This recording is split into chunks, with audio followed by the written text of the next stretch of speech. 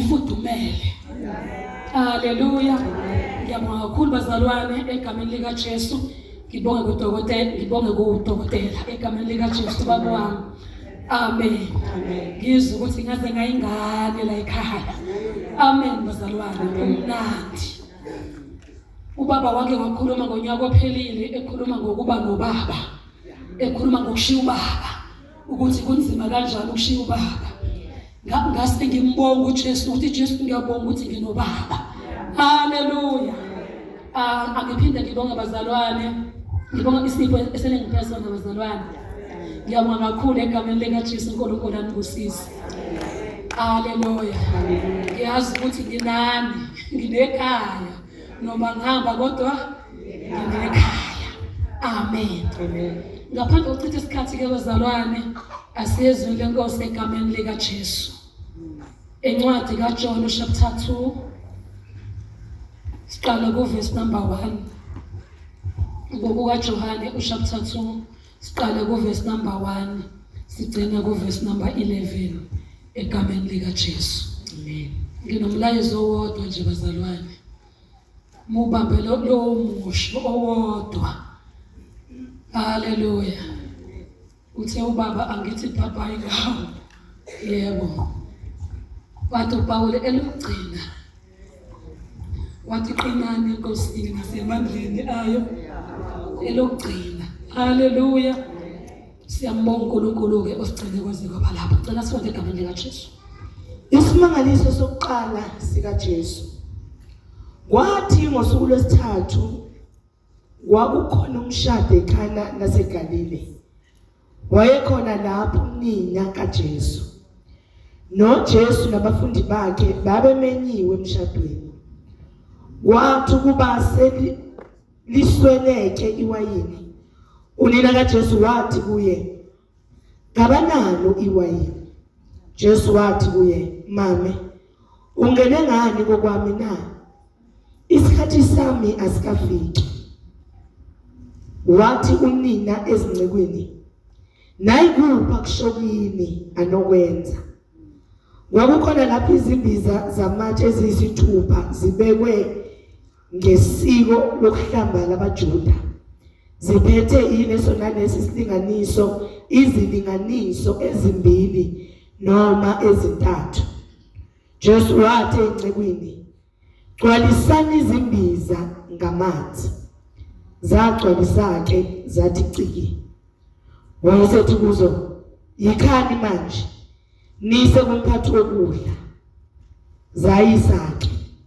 Mphathi wokudla ezwa amanzi ephenduke iwayini engazi ukuthi livelaphi. Kepha izinceku ezaziwakhe amanzi bezazi. Umphathi wokudla wabiza umyeni wathi kuye, "Wonke umuntu ubeka iwayini elimnandi kuqala. Uthi lapha sebephuze kakhulu akhiphe libi kunalo. Wena uqinile elimnandi kuze kube manje." Lokho ukuqala kwezimangaliso wakwenza uJesu eKhana laseGalile ebonakalisa inkazimulo yakhe. Abafundi bakhe bakholwa nguye. Cela ukhuleke la. Liwile mayingcwele izwi lakho. Sisole siya lesifundise siqondile siyakwazi ukusifanele ebusuku. Baba wethu namandla wonke lithi izwi lakho linamandla. Nkulunkulu wethu namandla wonke amandla izwi lakho Nkulunkulu wethu ngcwele dedele manje. Egameni lika Jesu kube nomehluko empilweni zethu. Baba wethu namandla wonke siyabonga. Nkulunkulu wethu ngcwele siyabonga sizele lona sidinga lona ukuze siqhubeke endleleni. Nkulunkulu wethu namandla wonke uDavid enhlizweni ngiyalilonda izwi lakho ukuze ngoni kuwe Baba size egameni lika Jesu izwe liwile manje ntambama lilondeke kahle enhlizweni zethu Baba siyabonga egameni lika Jesu Kristu waseNazaretha. Khuluma ke Nkosi ngencikazi yakho uyethembile Nkulunkulu wethu ngcwele ukuthi lo mlayezo uzowuletha njengobunjalo. Siyabonga moya ngcwele siyamukela ngokukholwa egameni lika Jesu namandla. Amen. Amen. Amen. Izokhuluma ngokulalela. Ukulalela. Labazalwane bameme uMaria emshadweni ukuthi abe khona emshadweni wabo. uMaria wabakhona. Bameme futhi noJesu nabafundi bakhe uJesu nabafundi bakhe babakhona. Waqala umshado, washada. Umshado wakhona wongena u1 day noma u2 days njengoba thina siye senze. Kodwa wawuba u7 days. Kushadwe nje, use kuvuke kushadwe nje. Ukudliwe kube mnandi. Emva kwensuku ezimbili lapheli lanciphi iwayini langokuphela iwayini. Wacaca ukuthi azufika usuku lokugcina lomshado iwayini lisekhona. Lizwe bese liphelile kube yihlazo kwabashadayo. Angiyazi lento yasusa uMaria ukuthi ayingasemakhishini ayovakasha khona. Wavakasha emakhishini uMaria wafika wabona ukuthi iwayini liyaphela. Hawu siyadinga uhlobo lomama noma lobesifazane abavakashayo ngasekhishini. Babona ukuthi yini elungayo, yini engalungi. Abaneso endlini kaNkulunkulu ababonayo ukuthi yini elungayo, yini engalungi. Abanomnyakazo abangathi futhi nje bangabona bese bebuya boxoxana ukuthi hey ngiyabheda lapha manje. Abangababazubheda kodwa abazibuza ukuthi yini esingayenza ukuze sivimbe umonakalo. Umzalwane oresponsible, umzalwane ongathe ebandleni sesontweni nje kodwa uthi sekhaya, ngoba ibandla liyikhaya lomzalwane lesibili. Umzalwane unekhaya lakhe kwakhe noma kubo abeseba nekhaya lakhe endlini kaNkulunkulu. Azibonakala izinto endlini kaNkulunkulu zihambe kahle kwakho. Qala ngoNkulunkulu ugcine nekwakho. Bheka endlini kaNkulunkulu ukuthi izinto zi-right na abesiyolungisa kwakho. Ngokwenze njalo noNkulunkulu uzoqala ngawe. Hallelujah. Uzobheka izidingo zakho nalezo ungakayithandazeli. Elithi iBhayibheli uNkulunkulu uzazi izicelo zethu singakayiceli. Wazi singakaceli uNkulunkulu. uNkulunkulu uzokunika ungacelanga ngenxa yokuthi iso lakho libuke endlini yakhe abesulungisa khona. Wawusumthandazo kana uphendulwa? Umthandazo kana awuphendulwanga esathi uNkulunkulu ngicela ungiphe umntwana ukuze uphenini ezosuka kimi. uNkulunkulu ngafa uphenina ngiphe umntwana. Khona uphenina nje ezothi back off. Hallelujah. Amen. Awuphendulwanga umthandazo wakhe umesathi uNkulunkulu nampa bengithuka uthula uthini. Ngafa inhlamba iminyaka ngeminyaka uNkulunkulu awusangizweli. Susa inhlamba kimi. Awuphendulwanga mesathi uNkulunkulu nama ke ngigona umntwana njengoma sibanibani abagona abantwana. Nabo mesisibani abanye bayibelethe ezinye bayidonsa phansi. Kodwa mhla esethe uNkulunkulu ngipha umntwana wesilisa. Uma usunginike yena ngizomletha endlini yakho. Hallelujah. Ngizomnikela kuwe. Uzohlala endlini yakho. Emva kwalapho lo mthandazo waphendulwa. Hallelujah. Wamthola umntwana hayi intombazane, wathola umcelile owesilisa naye wathembeka wamletha endlini kaNkulunkulu. Guess what? uNkulunkulu wenza emva kwalapho wamnika amadodana namadodakazi. Akagcinanga ukuzala uSamuel uHana, kodwa walamanisa ngamadodana namadodakazi. Isizathu amehlakhe ayeke ukuzibheka yena, wabuka endlini kaNkulunkulu ukuthi izinto zinjani. Wabona amadodana kaEli ephambanisa inyawo endlini kaNkulunkulu. Wathi uNkulunkulu kuyashoda, kushoda isikhonzo endlini yakho. Mina nginesibeletho wena unomntwana. Asenze idili uNkulunkulu. Hallelujah. Mina nginesibeletho wena unomntwana. Ngipha umntwana ngikunika umntwana. Hallelujah. Qala endlini kaNkulunkulu. Maria obona ukuthi habo uhlala ngaphi Maria? Unalento ukuthi nanti ihlazo. Kumele ngiyilungiseke le. uMaria wengakaza ambona uJesu ezisimangaliso bazalwane. Ngicela sibale. Wengakaza aqale isimangaliso nje uJesu. uMaria wazi uJesu uNkulunkulu ngoba ekhulelwe uyamazi ukuthi umkhulelwe kanjani. Kodwa sithi isimanga esesenziwa uJesu ngalesi sikhathi ngalona suku lomshado. Kodwa uMaria uqonda kuJesu yothi abanalo iwayini. Abanalo iwayini. Mayisuka lapho uya enceku yabona ukuthi ukhuluma ngokholwa. Uyazi ukuthi ikhona into ezokwenziwa uJesu ke la. Wasuka lapho encekwini. Uthi nayi kuphi akushokeni banokwenza. Uthe uJesu uzokwenzani? Ngoba uJesu uthi isikharajile kunala ukuthi uJesu mame ungene ngapi? Ungene ngani ngokwami? Isikhathi sama sikafika. Bekumele uMaria ezothi isikhathi kasikakusho ukuthi ngigejile ahambe ohlala phansi ayithulela kuthi sekuba ayilimeze etsheni. Lo phela manje phela lo wayini ngizoswele ngisuke ngihambe ngeke kwami ngoyicashela khona. Kodwa ngoba uyakholwa. Uyamkholwa uJesu ukuthi uNkulunkulu. Uyothi encekwini nakupha kushokini anokwenza. Usuku lapho ohlala phansi. Amen. Asuke uJesu.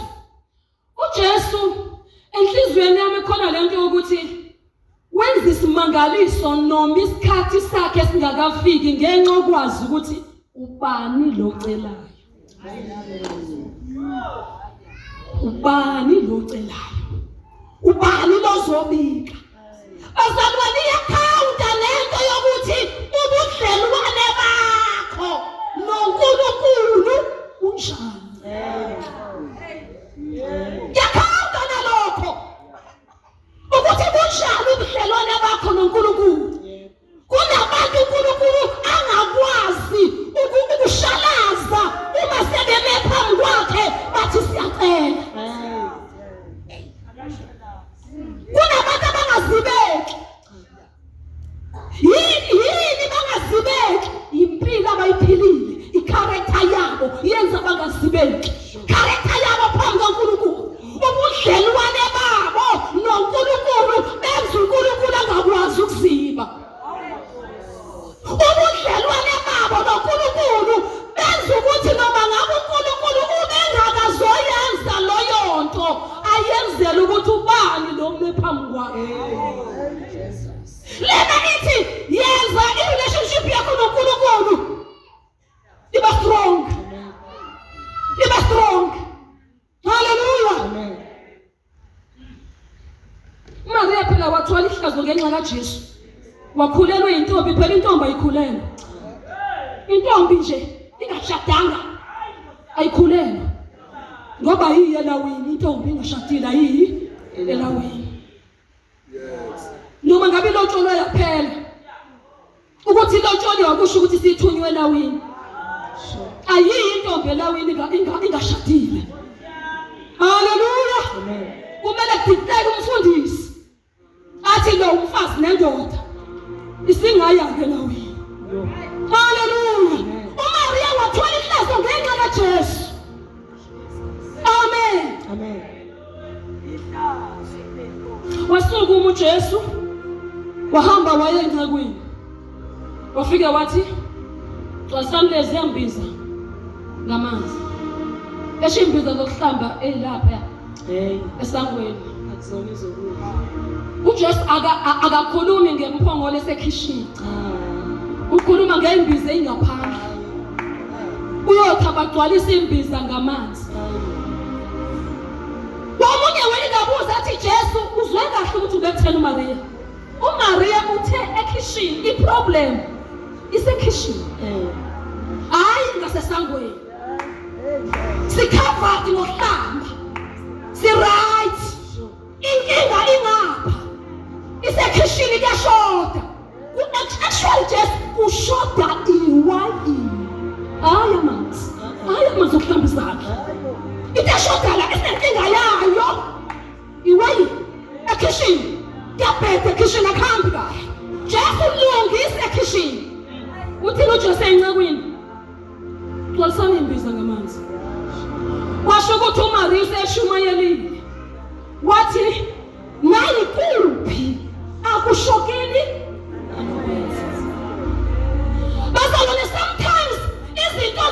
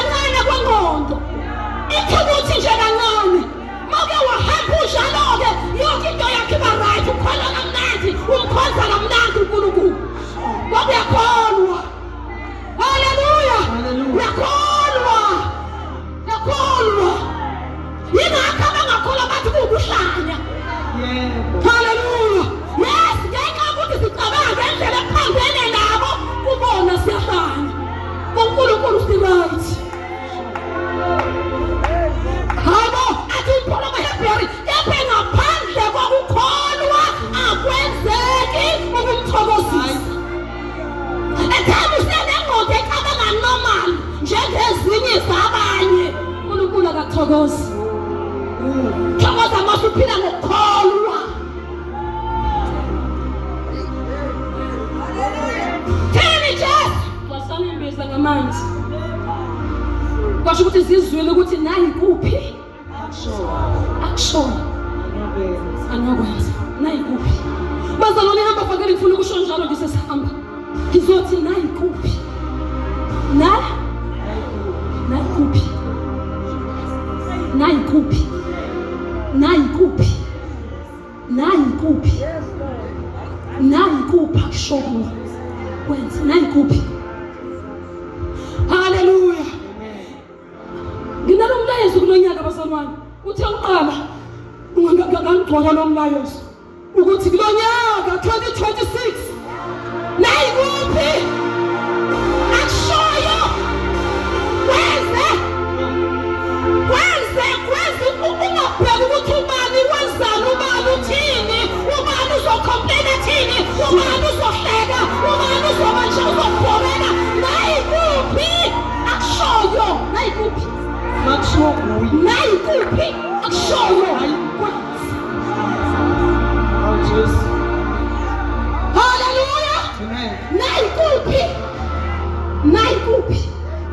Nayi kuphi? Nayi kuphi? Nayi kuphi akushoyo? Nayi kuphi? Hallelujah. Nayi kuphi?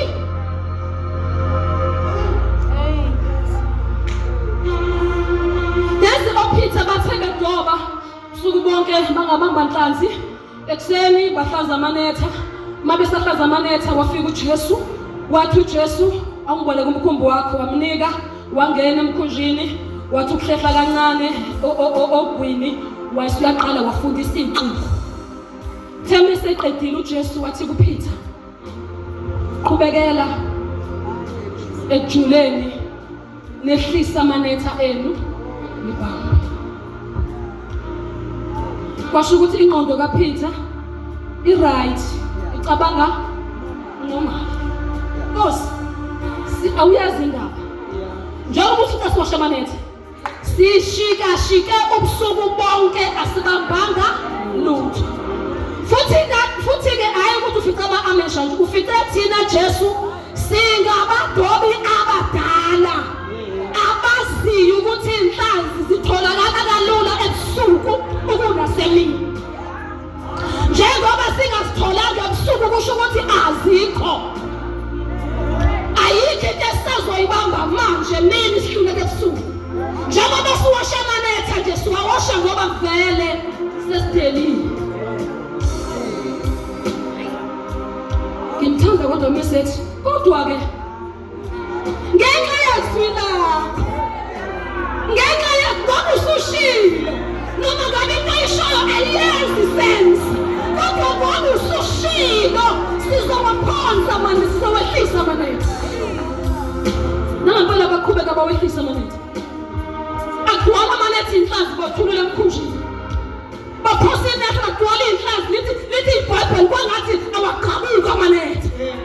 Baba baphosa emkhumbini, baphosa inetha babona ukuthi ayiningi lento. Babiza okholi baba bathosa ngapha bese bamisa umkhumbi, baphosa inetha bathululela la, baphosa inetha bathululela la, baphosa inetha imikhumbi kwase kwathi ayisike ngenxa yezwi lakho. Hallelujah. Ngenxa yezwi lakho baba mpitha zeningi ngokushila. Hallelujah. Nayi kuphi? Akushokile. Ngicela sifundele bazalwane uJeremiah chapter 35. Jeremiah chapter 35 from verse 1 to verse number 10.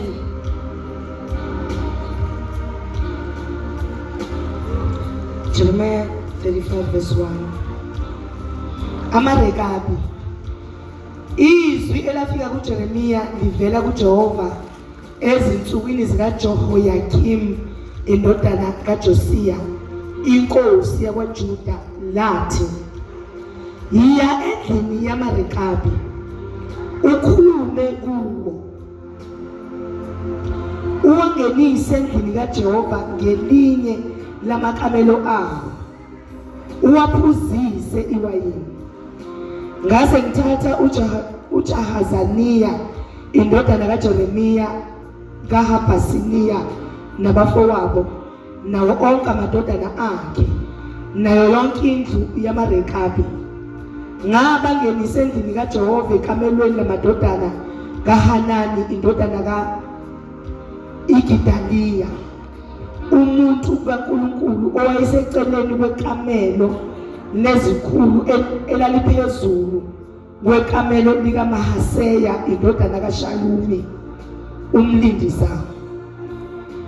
Ngabeka phambi kwamadodana endlu yamaRekabi izimbizana ezigcwele iwayini nezindebe, ngathi kubo, phuzani iwayini. Kepha bathi, asikuphuzi iwayini, ngokuba uJonadabi indodana kaRekabi ubaba wasiyala wathi, anikuphuzi iwayini nina namadodana enu kuze kube nini, futhi ningakhi indlu, ningahlwanyeli imbewu, ningatshali isivini, ningabi naso, ngokuba niyakuhlala ematendeni zonke izinsuku zenu ukuba nihlale izinsuku eziningi lapho nigogobele khona. Sililalela izwi likaJonadabi indodana kaRekabi ubaba kukho konke asiyala ngako ukuba singaphuzi iwayini zonke izinsuku zethu, thina nabafowethu namadodana ethu namadodakazi ethu. Singakhi izindlu ukuba sihlale kuzo, futhi isivini nensimu nembewu asinakho. Kepha sihlale ematendeni salalela, senza njengakho konke uJonadabi ubaba asiyala ngakho. Amen. Salalela, senza njengakho konke ubaba uJonadabi asiyala ngakho.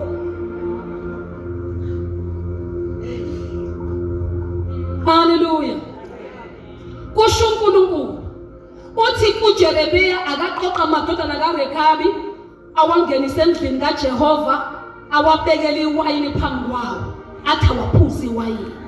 Athi-ke ubaba wathi, singaphuzi iwayini, singatshali isivini, singakhi izindlu, asihlale ematendeni. Washo ubaba, sililalela izwi likababa.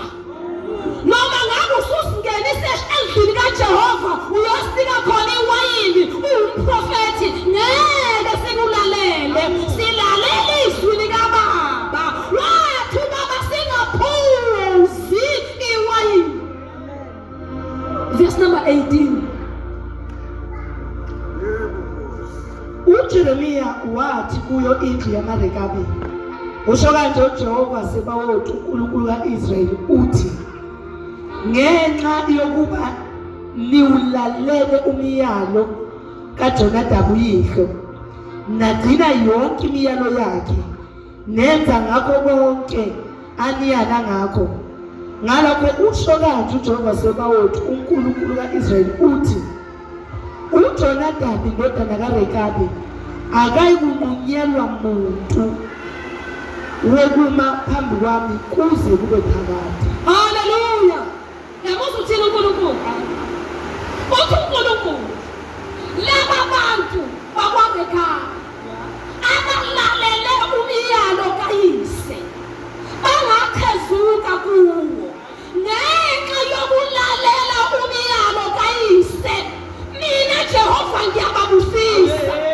Akekho umuntu oyonqanyulelwa ukuma phambi kwami mina Jehova kuze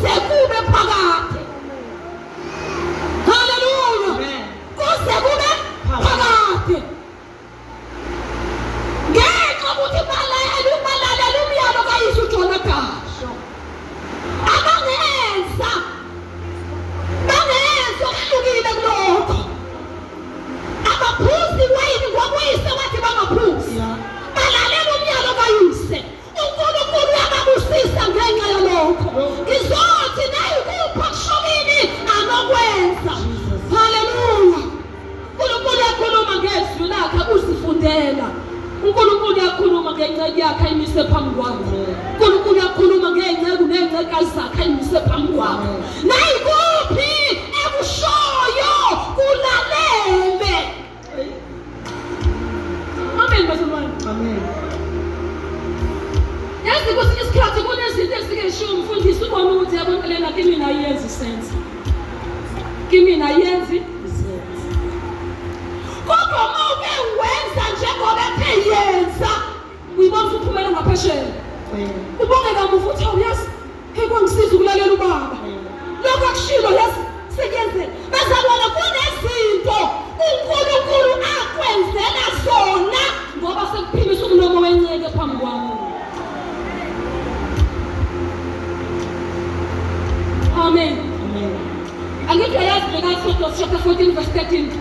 Asikabe sayifunda mhlawumbe ngenxa yesikhathi.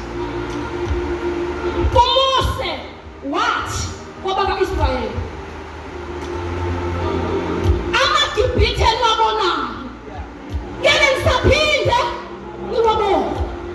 Lawo magama washiwo nguNkulunkulu, lawo magama ashiwo uMose. Haleluya. uMose wathi amaGibhithe niwabonayo ngeke ngiphinde niwabone. Nangempela amaGibhithe bawabona, baphindaza bawabona ngoba kubonwa. Kwezenja noma ngabe uNkulunkulu besokwenza ngenye indlela, kodwa ngoba sekukhuluma inceku. Haleluya. Sekumele kube njengezwi lenceke. Amen bazalwane. Amen. Haleluya. Amen. Ngizothi 2026 lalela uNkulunkulu sengathi uyaqala. Wenze nayikuphi akushoyo. Lalela kunama-benefits wokulalela. Amen.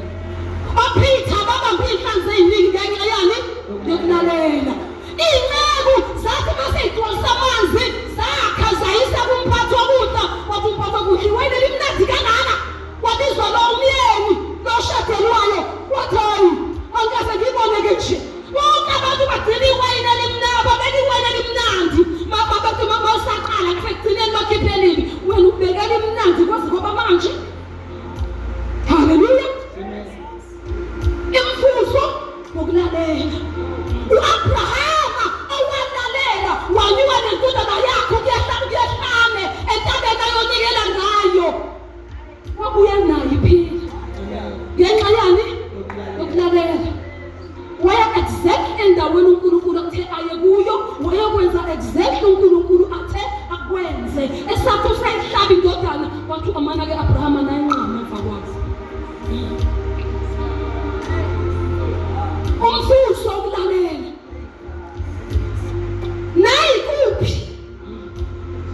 Nayikuphi. Kanti-ke futhi kukhona ingozi yokungalaleli. Ukungalaleli kunengozi. Haleluya. Yena uMoses akafikanga eKhanani. Ngenxa yani? Lalelani bazalwane. 2026 ngithi bazalwane. Noma ngabe kusukela 2025 ukuhleka kuyaleka kulalela. Okushiwe bandeni bekuthoma kuthiwa jump uthi how high. Wenze. Haleluya. Kodwa manje uzonokhathala kade ngilalela. Hayi cha nami sengizoke ngidonsa inyawo. Unyaka omusha phela lo. Abese ungalaleli kulonyaka kade ulalele yonke leminyaka 55 years ulalela uNkulunkulu. Bese kuthi kulonyaka ungalaleli. Uvela ungaliboni izulu. Ufe uyesihogweni. uNkulunkulu ngeke abale ukuthi ngonyaka udlule nje enyangeni ezintathu ezidlule wena kade wenze njani ukulalela. Lalela kuze kube sekufeni. Lalela uJesu azabuye. Yenza intando kaNkulunkulu uJesu aze abuye. uMoses usuke kwaMidian ethunywe uNkulunkulu kuya kuphi eKhanani. Ezokhipha abantu bakwaIsrayeli eGibhithe ahambe nabo abangenise eKhanani. Wamlalela uNkulunkulu. Ngosuku olulodwa ayaziningi ngosuku onjani bazalwane. Wathi uNkulunkulu khuluma kulo idwala ukube likhipha amanzi. Yena wathatha induku. Wathi lalelani. Ningabahlubuki lalelani. Bona ukuthi bukanani ngoba uNkulunkulu ngeke lengikhiphe lamanzi la. Ayidwala waphinda washaya idwala washaya kabila phuma amanzi waphuza abantu bajabula. Wathi uNkulunkulu awungikhazimulisanga. Awungikhazimulisanga phambi kwalaba bantu. Ngithe khuluma wena washaya. Ngenxa yalokho ngeke usangena eKanani. Akalugqobanga unyawo lwakhe eKanani ngenxa ungalaleli nje usuku. Inkosi ongalaleli. Mose bezofika eKanani. Kodwa ufele endleleni. Wagijeliswa entabeni kwathiwa libheke nathi iKanani abaya kulo, kodwa ke wena ngeke usangena. Bangeniswa uJoshua khona ngenxa ungalaleli. Haleluya. Inkosi uSawule yayibizwa uNkulunkulu wayigcoba, eyibize ngempela, eyigcobe ngempela. Ngenxa yokungalaleli wafe sebuya ngisho esangomeni, sewubhule esangomeni. Waba nomoya omubi walalela uDavida nendumiso yakhe. Haleluya. Mathiwa wenzenjani na Sawule? Ngililalele izwi likaJehova uNkulunkulu wakhe alikhulume kimi. Ngiwabhulela ama-Amaleki. Phumsile kuzwayo. Uzamile ukuyenza intando, niyazi mzalwane wami? Uzamile ukulalela, nje ukulalele partially. Asilaleli partially, silalela fully. Silalela fully. Senze. Asifake yethu ingqondo, asikhasisenge yethu ingqondo ukuthi uNkulunkulu ngiyakuzwa kodwa kuzoma kahle makumeka nje. Asikwazi ukwenza lokho. Nayi kuphi akushokile anokwenza. Haleluya. Amen. Angazi ukuthi uNkulunkulu ubetheni kuwena kulonyaka ophelile wangenza. Kodwa bengicela uphenduke kulonyaka. Uzimisele ukuthi noma ngabe uNkulunkulu ushoni, ukhulumani ngezwi lakhe, ukhulumani enyenyeze enhlizweni, ukhulumani ngeincebo nezincekazi kezimpa. Ngizokwenza konke akutheni kwenza.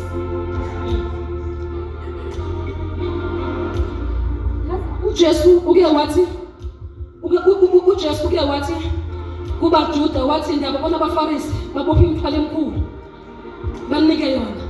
Bona bakwazi nje ukufukula nje nangomunwe wabo. Abesethi kwenzeke lokho abakushoyo. Kwenzeni lokho abakushoyo kanjani? Nayi kuphi?